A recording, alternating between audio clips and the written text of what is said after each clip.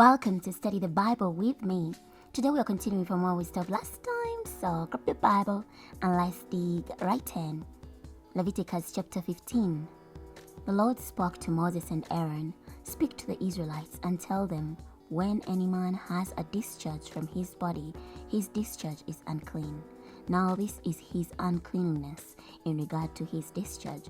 Whether his body secretes his discharge or blocks his discharge, he is unclean.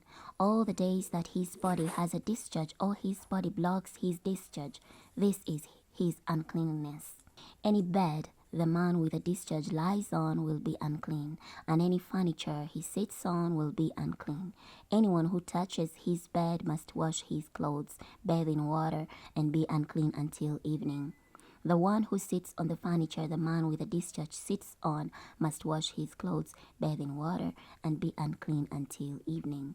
The one who touches the body of the man with a discharge must wash his clothes, bathe in water, and be unclean until evening. If the man with a discharge spits on a person who is ceremonially clean, that person must wash his clothes, bathe in water, and be unclean until evening. Any means of riding the man with a discharge rides on will be unclean. Anyone who touches anything that was under him will be unclean until evening. And the one who carries those items must wash his clothes, bathe in water, and be unclean until evening. Anyone whom the man with the discharge touches without having rinsed his hands in water must wash his clothes, bathe in water, and be unclean until evening. A clay vessel which the man with the discharge touches must be broken, and any wooden utensils must be rinsed in water. When the man with a discharge becomes clean from his discharge, he is to count off for himself 7 days for his purification, and he must wash his clothes, bathe in fresh water, and be clean. Then on the 8th day he is to take for himself 2 turtles or 2 young pigeons, and he is to present himself before the Lord at the entrance of the meeting tent and give them to the priest. And the priest is to make one of them a sin offering and the other a burnt offering. So the priest is to make atonement for him before the Lord for his discharge. When a man has a seminal emission, he must bathe his whole body in water and be unclean until evening. And he must wash in water any clothing or leather that has semen on it, and it will be unclean until evening. When a man has sexual intercourse with a woman and there is a seminal emission, they must bathe in water and be unclean until evening. When a woman has a discharge and her discharge is blood from her body, she is to be in her menstruation 7 days, and anyone who touches her will be unclean until evening. Anything she lies on during her menstruation will be unclean, and anything she sits on will be unclean. Anyone who touches her bed must wash his clothes, bathe in water, and be unclean until evening. Anyone who touches any furniture she sits on must wash his clothes, bathe in water, and be unclean until evening. If there is something on the bed or on the furniture she sits on, when he touches it, he will be unclean until evening. And if a man actually has sexual intercourse with her so that her menstrual impurity touches him, then he will be unclean 7 days, and any bed he lies on will be unclean. When a woman's discharge of blood flows many days, not at the time of her menstruation, or if it flows beyond the time of her menstruation, all the days of her discharge of impurity will be like the days of her menstruation. She is unclean. Any bed she lies on all the days of her discharge will be to her like the bed of her menstruation. Any furniture she sits on will be unclean, like the impurity of her menstruation. And anyone who touches them will be unclean, and he must wash his clothes, bathe in water, and be unclean until evening.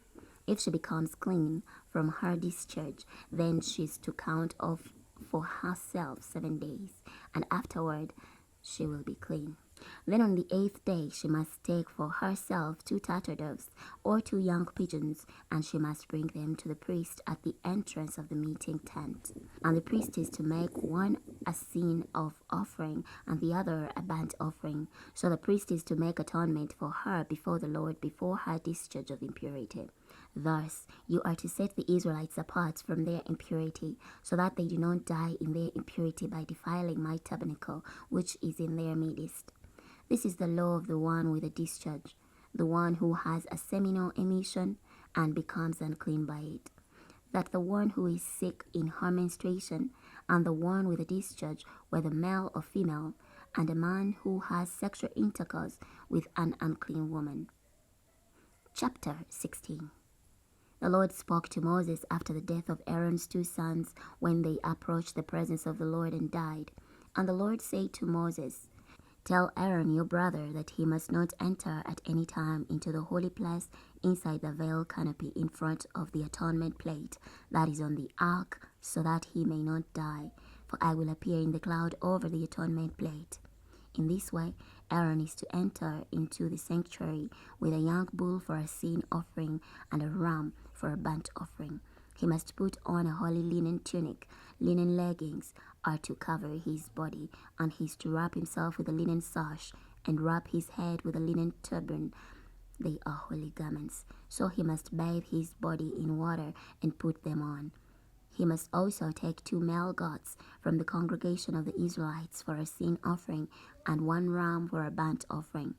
Then Aaron is to present the sin offering bull, which is for himself, and is to make atonement on behalf of himself and his household. He must then take the 2 goats and stand them before the Lord at the entrance of the meeting tent. And Aaron is to cast lots over the 2 goats, 1 lot for the Lord and 1 lot for Azazel. Aaron must then present the goat which has been designated by lot for the Lord, and he is to make it a sin offering. But the goat which has been designated by lot for Azazel is to be stood alive before the Lord to make atonement on it by sending it away to Azazel into the wilderness. Aaron is to present the sin offering bull, which is for himself, and he is to make atonement on behalf of himself and his household. He is to slaughter the sin offering bull, which is for himself, and take a censer full of coals of fire from the altar before the Lord, and a full double handful of finely ground fragrant incense, and bring them inside the veil canopy. He must then put the incense on the fire before the Lord, and a cloud of incense will cover the atonement plate, which is above the ark of the testimony, so that he will not die. Then he is to take some of the blood of the bull and sprinkle it with his finger on the eastern face of the atonement plate. And in front of the atonement plate, he is to sprinkle some of the blood 7 times with his finger. He must then slaughter the sin offering goat, which is for the people. He is to bring its blood inside the veil canopy, and he is to do with its blood just as he did to the blood of the bull. He is to sprinkle it on the atonement plate and in front of the atonement plate. So he is to make atonement for the holy place for the impurities of the Israelites and from their transgressions with regard to all their sins. And thus he is to do for the meeting tent, which resides with them in the midst of their impurities. Nobody is to be in the meeting tent when he enters to make atonement in the holy place until he goes out, and he has made atonement on his behalf, on behalf of his household, and on behalf of the whole assembly of Israel. Then he is to go out to the altar which is before the Lord and make atonement for it. He is to take some of the blood of the bull and some of the blood of the goat and put it all around on the horns of the altar. Then he is to sprinkle on it some of the blood with his finger 7 times, and cleanse and consecrate it from the impurities of the Israelites. When he has finished purifying the holy place, the meeting tent, and the altar, he is to present the live goat. Aaron is to lay his 2 hands on the head of the live goat and confess over it all the impurities of the Israelites and all their transgressions in regard to all their sins. And thus he is to put them on the head of the goat and send it away into the wilderness by the hand of a man standing ready. The goat is to bear on itself all their iniquities into an inaccessible land. So he is to send the goat away in the wilderness. Aaron must then enter the meeting tent and take off the linen garments which he had put on when he entered the sanctuary, and leave them there. Then he must bathe his body in water in a holy place, put on his clothes, and go out and make his burnt offering and the people's burnt offering. So he is to make atonement on behalf of himself and the people. Then he is to offer up the fat of the sin offering in smoke on the altar. And the one who sent the God away to Azazel must wash his clothes, bathe his body in water, and afterward he may re-enter the camp. The bull of the sin offering and the goat of the sin offering, whose blood was brought to make atonement in the holy place, must be brought outside the camp, and their hide, their flesh, and their dung must be burned up. And the one who burns them up must wash his clothes and bathe his body in water, and afterward he may re-enter the camp. This is to be a perpetual statute for you. In the 7th month, on the 10th day of the month, you must humble yourselves and do no work of any kind, both the native citizen and the foreigner who resides in your midst. For on this day atonement is to be made for you to cleanse you from all your sins. You must be clean before the Lord. It is to be a Sabbath of complete rest for you, and you must humble yourselves. It is a perpetual statute. The priest who is anointed and ordained to act as high priest in place of his father is to make atonement.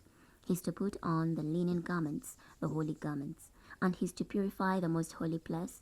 He is to purify the meeting tent and the altar, and he is to make atonement for the priest and for all the people of the assembly. This is to be a perpetual statute for you to make atonement for the Israelites for all their sins once a year. So he did just as the Lord had commanded Moses. We're going to stop here today. Next time we're going to be starting from Leviticus chapter 17. I'll see you then.